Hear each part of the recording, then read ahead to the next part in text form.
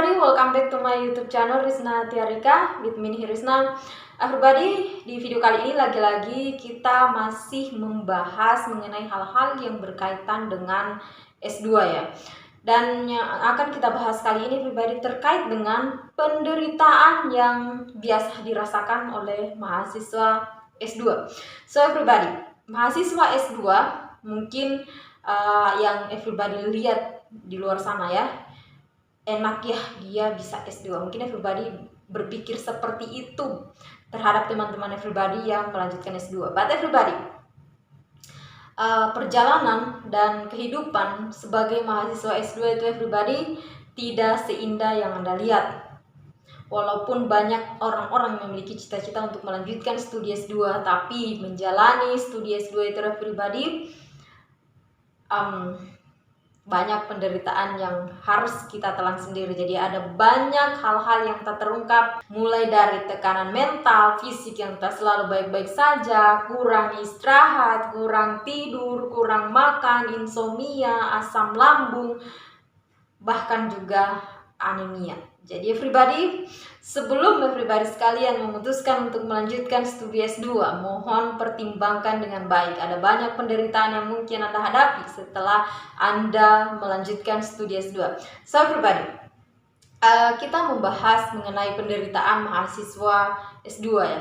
Jadi terkait dengan penderitaan-penderitaan yang sering dialami oleh mahasiswa S2 sehingga menyebabkan hal-hal yang saya sebutkan tadi, mulai dari fisik yang selalu baik-baik saja hingga mental yang juga tak selalu baik-baik saja, menyebabkan kita kurang tidur, kurang istirahat dan sebagainya. Yang pertama itu adalah karena tugas yang segunung.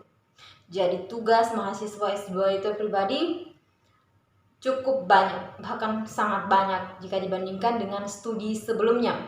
Jadi untuk mahasiswa S2 tugasnya jauh lebih berat jika dibandingkan dengan studi sebelumnya.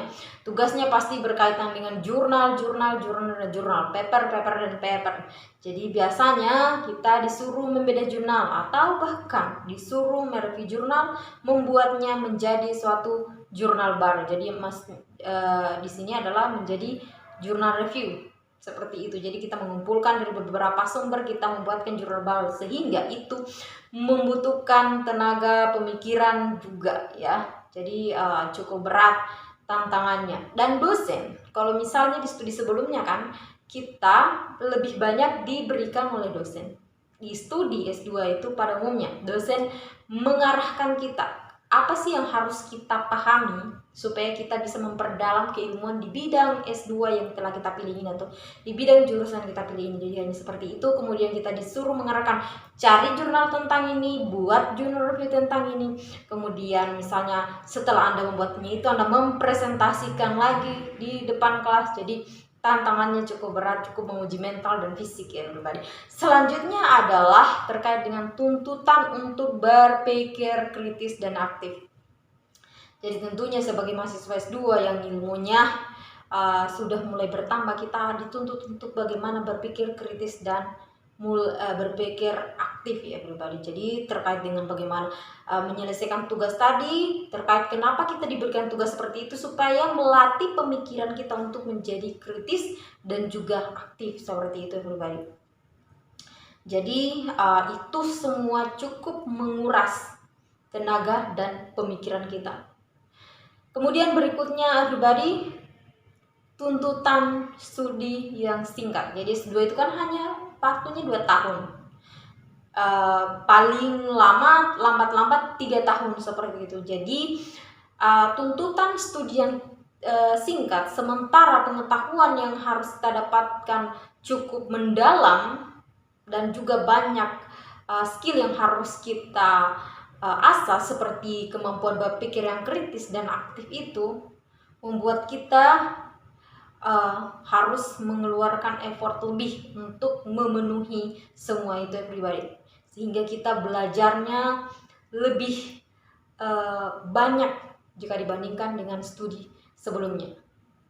Dan pastinya waktu kita lebih banyak dihabiskan di depan laptop, di perpus, dan juga berselancar di internet untuk mencari jurnal-jurnal. Jadi kita mahasiswa S2 itu adalah mahasiswa pemuja jurnal everybody.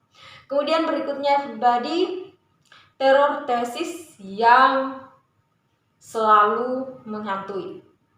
Jadi pengerjaan tesis itu cukup menguras waktu, mulai dari menyusun proposalnya, kemudian ujiannya banyak banget. Berdasarkan pengalaman saya, ujiannya untuk mendapat tesis ini ya, mulai dari sidang komisi 3 kali, kemudian proposal, kemudian hasil, kemudian tesis juga, kemudian ada kadang kita harus melakukan seminar. Misalnya kita menerbitkan jurnal dan jurnalnya itu misalnya diharuskan untuk kita membawakan materi seminar, dan itu lagi ujian tersendirinya pribadi. Kemudian penelitian, tantangan penelitian yang cukup berat dan juga panjang sehingga menyita waktu juga pemikiran kita dan juga membuat visi kita tak baik-baik saja, juga mental yang tak baik-baik saja pribadi. Kemudian berikutnya adalah terkait dengan biaya dadakan yang selalu menghantui. Jadi pada saat kita melanjutkan studi S2 dalam hal mengerjakan tugas akhir khususnya, itu ada saja biaya-biaya yang menghantui. Misalnya kita sudah berpikir, oh mungkin ini saja, tiba-tiba ada lagi yang harus kita beli, ada lagi yang harus kita keluarkan, dan itu membuat kita sedikit deg-degan, kita akan kehabisan finansial ya, seperti itu pribadi. Pribadi, itulah hal-hal yang membuat kita menderita sehingga terkadang membuat kondisi fisik juga mental kita tidak baik-baik saja, sehingga kita misal mengalami kurang istirahat, kurang tidur, kurang makan, asam lambung dan sebagainya pribadi. Bagi pribadi sekalian yang sedang melanjutkan studi S2, mudah-mudahan pribadi sekalian tetap baik-baik saja ya, baik fisik maupun mentalnya sampai akhirnya menyelesaikan studi S2-nya. Dan bagi teman-teman yang ingin melanjutkan studi S2, mohon pertimbangkan terkait dengan penderitaan mahasiswa S2 yang saya sebutkan barusan, dan mudah-mudahan pribadi menganggap itu bukan sesuatu tantangan berat yang, karena apa yang disebutkan tadi kurang lebih mirip-mirip lah dengan S1, walaupun sebenarnya tantangannya lebih berat lagi setingkat, 2 tingkat di atas lah dibandingkan dengan studi sebelumnya. Saya pribadi, itulah hal-hal terkait dengan penderitaan yang biasa dirasakan oleh mahasiswa S2. Mudah-mudahan bermanfaat bagi pribadi sekalian. Thanks for watching my video. Meet again next video and bye-bye.